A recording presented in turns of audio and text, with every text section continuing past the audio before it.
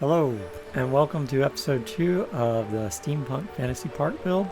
Today we'll be working on cliffs that surround the gorge that I had talked about in the last episode that this land that we are building straddles, as well as the river in the gorge, a waterfall, and 2 bridges that cross the gorge.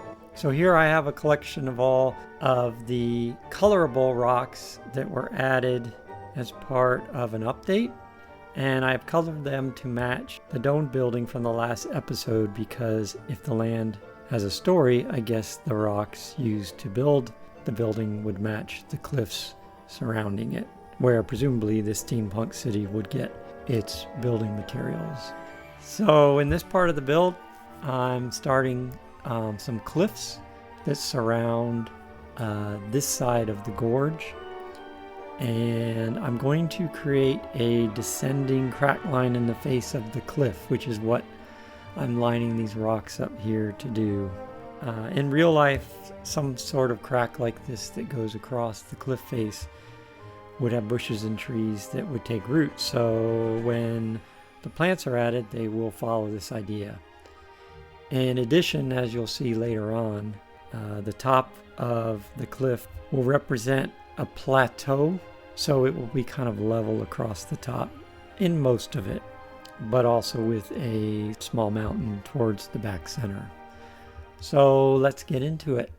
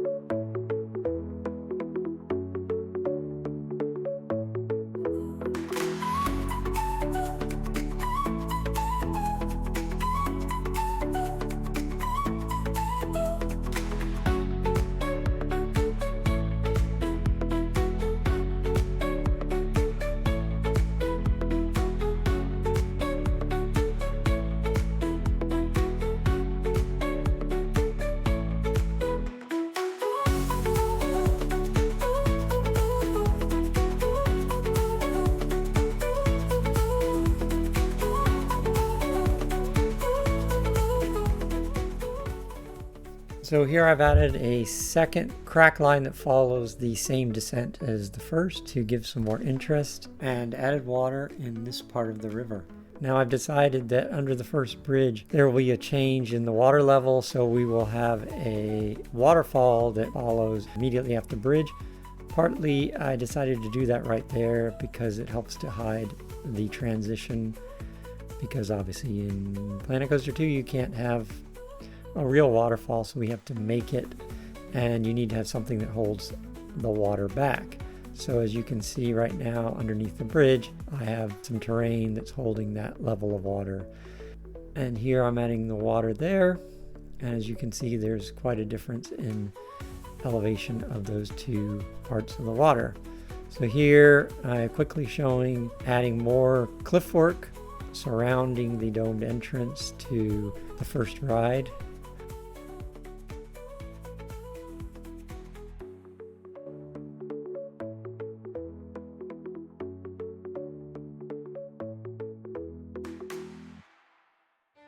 And here we're adding rocks around that island pathway that leads to a ride. One point here, I am looking at how the rock looks and checking on the shadows. I oriented the rocks on this particular rock face so they would catch the light, show shadows, and you'd see more of the details, which I think is a really nice feature of Planet Coaster 2. So here I moved the end of the upper part of the river back. This is so that I could add a pool with the idea that it would give a narrower edge at the start of the waterfall, if the waterfall edge is in fact the edge of the pool. I think this ended up being pointless actually, so I don't recommend it, and it took way too much time, but I've left it in because I didn't really realize that until I had finished doing the waterfall.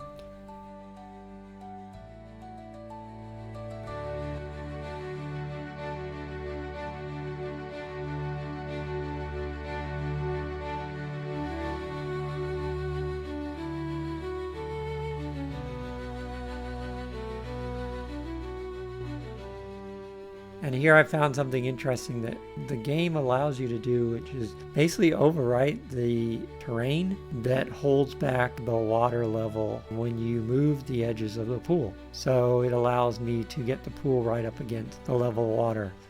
You can actually see the jagged line of where the game represents the water that is behind that terrain.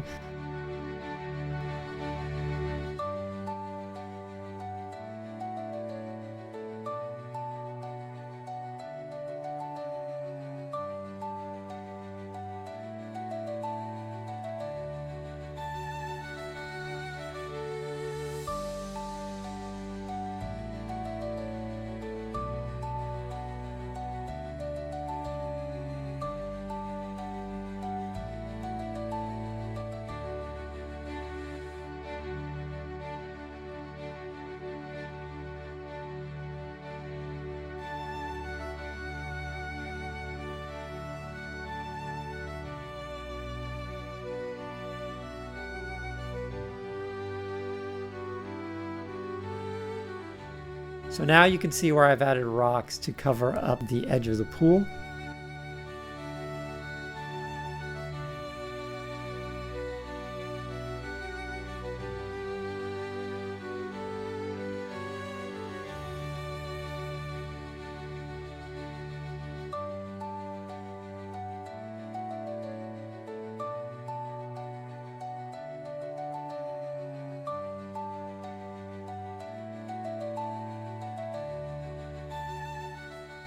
And here I've done some trickery by coloring the rock to match the color of rock underwater, to make it look like there is actually water over them.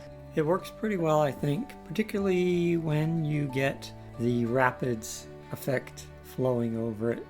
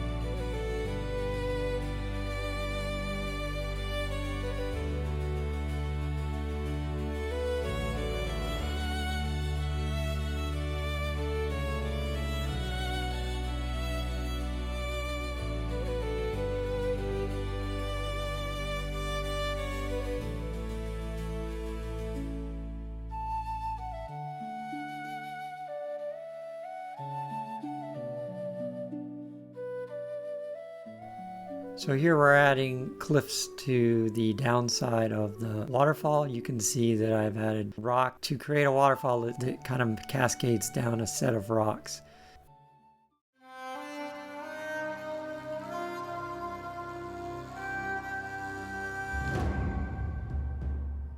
So here I've chosen the top of the waterfall effect to make the cascading part of the waterfall. I don't actually end up using this because I don't think it looks very good, but here you can see how I'm trying to do this. The game does make the splashes actually fall as if they would in real life, but the effect is not as good as what I end up using, which you'll see in a minute.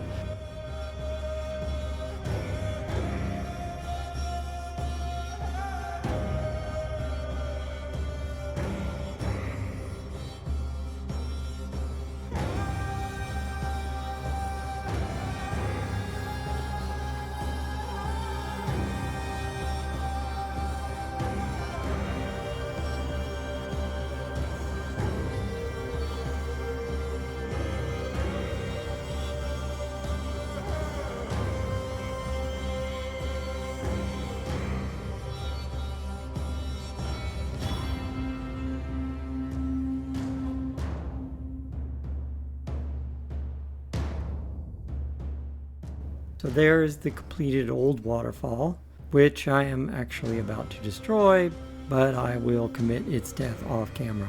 Instead, I decided to try the water jet special effect for this, so I will group a bunch of them together at various angles to create the effect of the cascade, which you will see.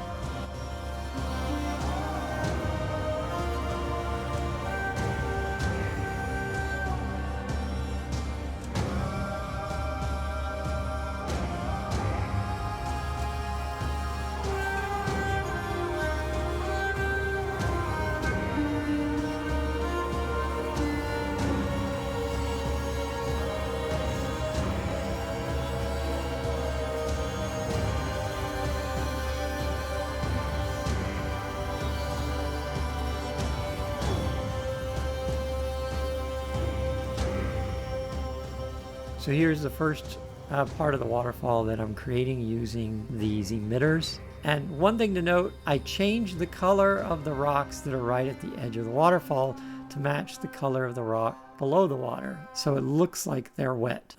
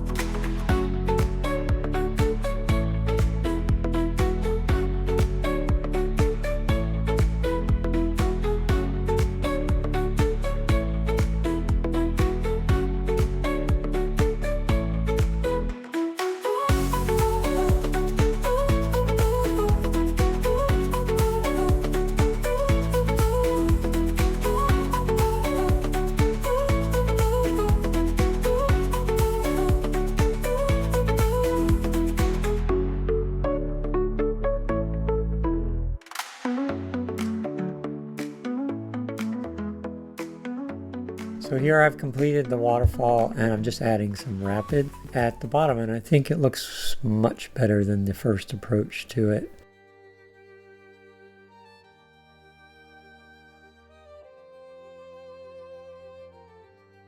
So now we can start work on the first bridge. And I'm using the stucco arches here, and there's a couple of bugs associated with these. First of all, the hitbox is all messed up on these arches, all the stucco arches. Secondly, you cannot recolor the detail on the arches, only the stucco itself. And so that's kind of annoying because you have to leave it as the color that they chose as default. In addition, if you copy and place these arches in the game, the stucco detail will turn white, which is temporary actually, because when you reload the game, they go back to the default color that they've chosen. So anyway, here I am designing a bridge that is more in line with the classical architecture of the dome that we have. So it kind of indicates, I suppose, the fate history of this land. There was a city that was built made of stone mostly, that then now I suppose has progressed to the steam era, which includes iron and steel structures. So the second bridge that we will build today will be a stone and iron bridge to reflect that. But this one will be more classical in style. One thing I'm not real happy about with this one, and I'm not sure what exactly I'm going to do, is the color, because it doesn't really match some of the colors on the dome, which I would think would somewhat match. So in this video, I just kind of leave it as is, but I may end up changing it in the future.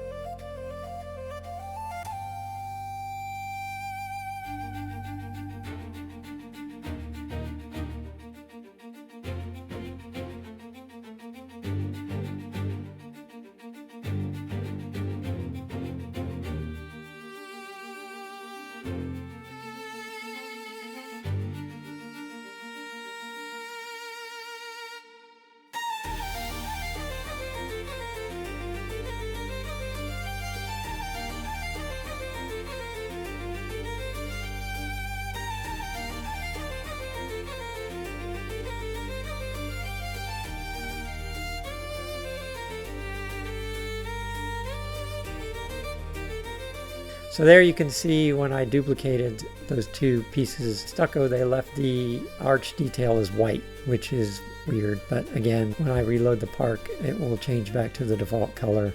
So if you're seeing that when you're building, that's just some bug that's currently associated with these pieces. It would be really nice if Frontier would allow us to color those sections of arch, but for now, I'll have to just figure out what to do about that.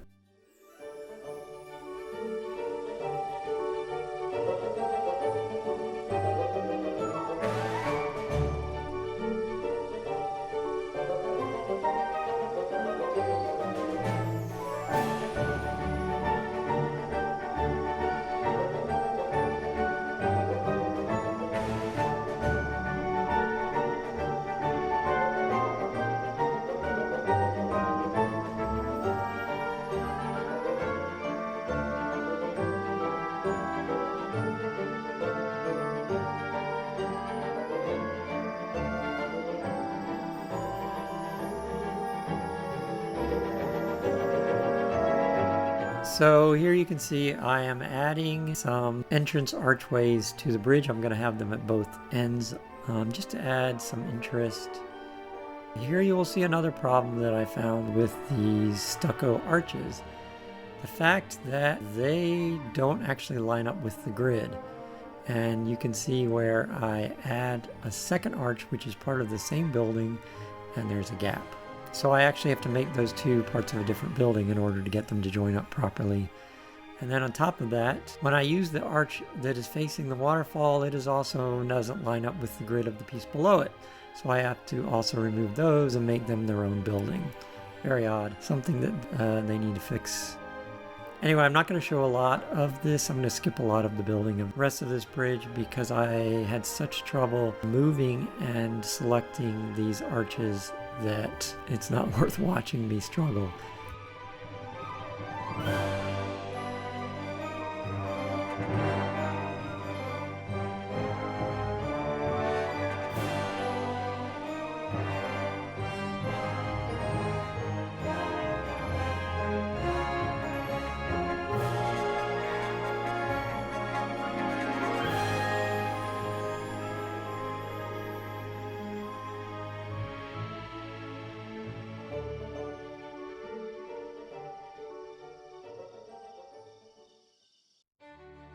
Here's something you'll see me do a lot, which is to use pieces that are not of the same material type and attempt to color them to match the material that I've already used. So those little triangular pyramid pieces on top of the columns there are a case where I've done that.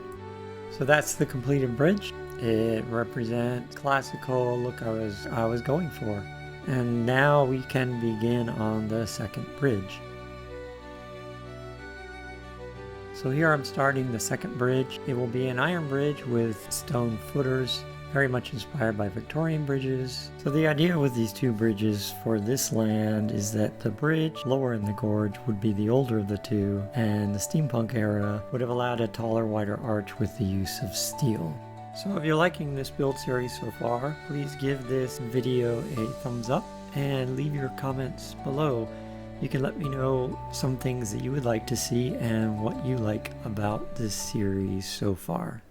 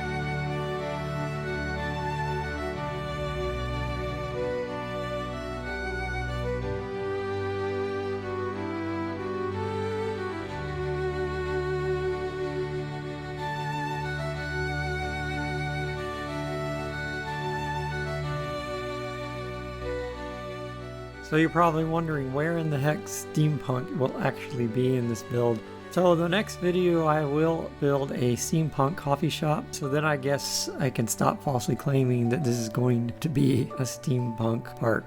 So stay tuned for that in the next video. But for now, let's see a fly through the gorge that shows what we've done today.